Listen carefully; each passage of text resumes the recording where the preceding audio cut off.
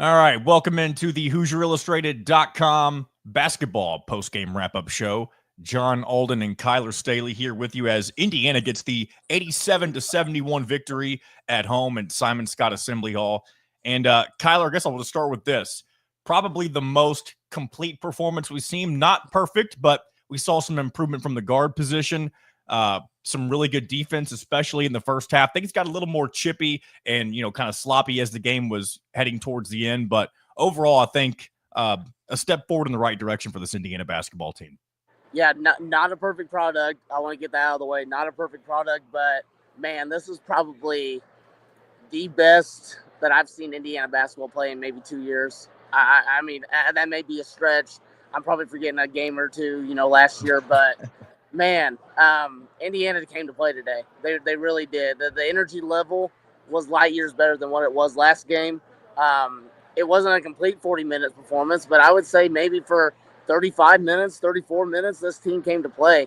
You talked about the defensive end. It started there. And you looked at the guards, the perimeter defense, the perimeter defense, three-point shooting defense, not great, but just like the on-ball defense from Miles Rice, Cannon Carlisle, Trey Galloway, those guys, just spectacular. And Miles Rice, welcome to being an Indiana Hoosier, honestly, because 17 points at halftime, finished with 23 points, 7 of 10 shooting, 3 for 4 from behind the arc, just spectacular. And that's not even including the 3 assists and 4 rebounds that he had as well.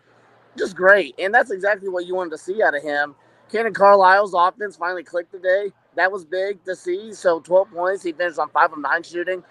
And then speaking of shooting, 8 of 17 from 3, 47%. You'll take that any day of the week. And then the stat that you really love to see, Indiana had 33 free throw attempts, made 27 of them, 82%. Yeah. You love that. So it was a great performance. There were some lackadaisical parts during the game. You got to give South Carolina a lot of credit. We talked about it when I was on your show. The athleticism was going to be a factor here with South Carolina. They definitely got some athletes on there. They did an okay job of getting some shots up, but Indiana took care of business, and that's the only thing that matters. Overall, I think this is going to be the style of game that we'll see Indiana thrive in most often when it comes to this season. They're not ever going to chuck up a bunch of threes. Let's go and get that out of the way. They did shoot 17 today. They were 8 of 17, 47%. I think that is kind of around the ideal mark that you'll want to see a Mike Woodson coached Indiana basketball team, because they're always going to rely on the paint, as we've talked about time and time again. But to see them just kind of be really very balanced offensively altogether. And you never know when you're going to get the performance like Miles Rice gave today, or what Mackenzie Mbako did in the first 2 games. I'm sure you're going to have your fair share of Umar Ballo games where he's the dominant guy on offense. I think finding that balance each and every game, no matter who the opponent is, I think that's where we're going to see the successful games for this basketball team this season, if that makes sense. Hopefully that did. Yeah, and balance is the key word when it comes to this Indiana team. They're balanced in pretty much every single area of the floor. And then you talked about Mackenzie Mbako. Okay, yeah, he didn't have the games that he had the first 2 games, but he finished with 17 points. Yeah. Still spectacular. Went 1 of 2 from 3. So, the front court, you talked about Omar Ballo finished with 7 points, but it's not really the points, the offensive outing that he had. It's what he did when it comes to the glass. 13 rebounds was spectacular. Malik Renew finished with 13 points. Did get in foul trouble, I would say past the middle of the second half, somewhere around there. So, that's something to definitely watch for if it's going to be consistent or not from him. But overall, I mean, the starting unit played great. Trey Galloway came off the bench, did his thing. And really, it was just kind of those 6. I would throw in Bryson Tucker as well. He didn't really have anything that really, wowed you or anything like that. But he went out there and played his game. Little bit concerning with Luke Goody. Not concerning long term, but you would hope that he would hit these shots, in a type of game like this. But I mean, overall, balance is the key word. You mentioned it, and that's exactly what Indiana showed today. And I don't want to speak for Luke Goody, of course. I would never want to do that. But at this point, it's probably something that's a mental thing for him. He just needs to see a few go down, and eventually he won't have to think about it anymore. It'll just come back to him naturally. But again, though, like we mentioned, when you have this many weapons and many of them are having the nights that they are having, you're not going to rely necessarily on somebody like a Luke Goody, to come in And I mean, you always want them to make shots, but it's not going to always be the necessity that maybe some people think it would be. So Indiana's got one more tune-up game before they head to the Bahamas, of course, with UNC Greensboro. And of course, you want to see them continue to build off what they did today. You don't want to take that day off, that game off, right? You want to continue to see improvement as you get towards probably the most important stretch, not of the season, of course, but of the non-conference, and when it comes to perception of your team nationally. And so moving forward, as you know, there is a lot of days between now and their next game against Greensboro, but you do want to see them continue to make strides towards improvement for the rest of the season. Yeah, definitely. And I don't think Mike Woodson will do this. I mean, he does a good job of kind of like Signetti in a way. He doesn't get ahead of himself. He looks at one game at a time. You know, build off the momentum that you had today. I mean, you played with great energy. Indiana played with great energy, a lot better energy than what the Eastern Illinois game was. Continue off of that energy and just, get the fans engaged. And I thought the Assembly Hall crowd was really good today. You go into UNC Greensboro, don't overlook them, play your game, take care of a weaker opponent.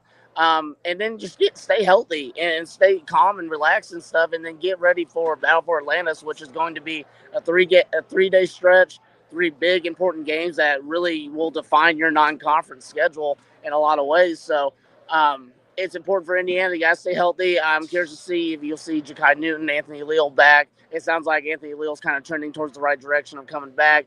Ja'Kai Newton, I think he had tweaked his hamstring, so you want to see if those guys are going to be available for the next game. But overall, I mean, you saw the depth that Indiana had, and honestly, Mike Wilson didn't really have to go too far in his bench at all today. But the balance of depth that Indiana had, I think ultimately is what really caused trouble for South Carolina. And like I said, you got to give them credit because they came in here and competed.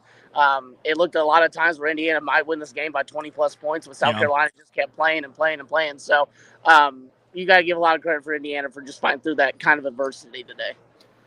One thing we haven't mentioned, you have mentioned Kanan Carlisle and kind of the breakout game that he's had, but how about that alley-oop that ended up being a 3-point make from nearly 30 feet out?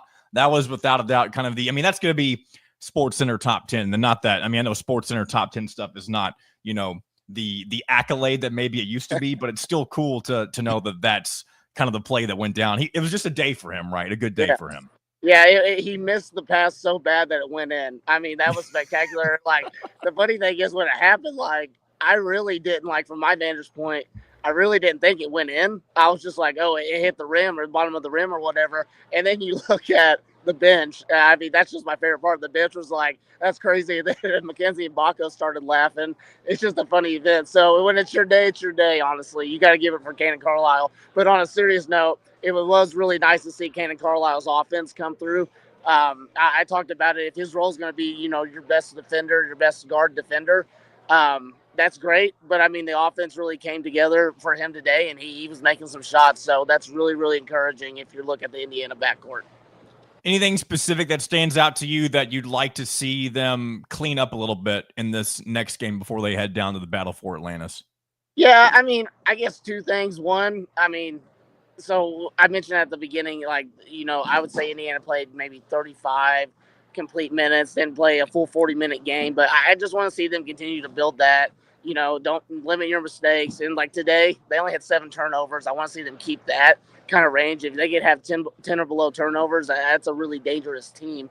I want to look at that. But I will say South Carolina did a really good job of getting some 3-point shots up. I think they attempted 29 shots. So Indiana's got to do a better job of limiting those attempts because better shooting teams will take advantage of that. And that could really, really hurt Indiana's defense when it comes to that. So other than that, just continue the momentum, build off of it. Don't play down to a weaker opponent when you face UNC Greensboro, and just get ready for Battle for Atlantis where you can go in and really change.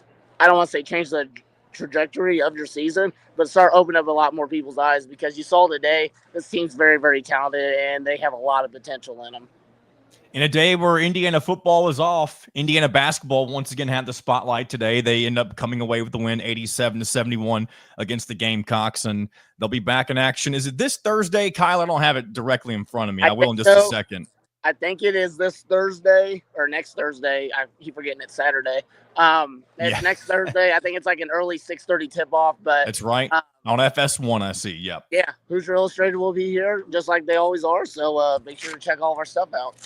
Check out, and of course, you're In Touch with Indiana Sports, Mondays, Wednesdays, and Fridays, and talking about the Hoosiers most Thursdays, right? I know there's sometimes you guys skip, but you all usually do most Thursdays. Yeah, absolutely. We'll always have a show. Shout out to John for filling in for me. I was struggling this week. And for the people that are listening right now, you probably think, man, Kyler's about to lose his voice, because that is exactly true. I am about to lose my voice. So, well, I appreciate you coming on here for a good 10 minutes or so, and we'll have plenty more of these coming as the rest of the season goes along. And of course, we'll be back. We have a big couple of weeks coming up with Ohio State football for Indiana next Saturday. Of course, the battle for Atlantis in between during the midweek for Thanksgiving, and then you'll have the Indiana Purdue Old Oaken bucket game right after that. So a lot of exciting stuff going on in Bloomington for college football and college basketball season. absolutely. Make sure you check all of it out for HoosierIllustrated.com. We really appreciate it, guys.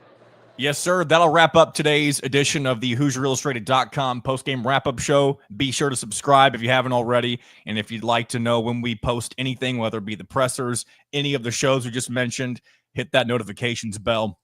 You'll know exactly when that stuff gets put up on the YouTube channel. So appreciate you listening, and we'll talk to you next time.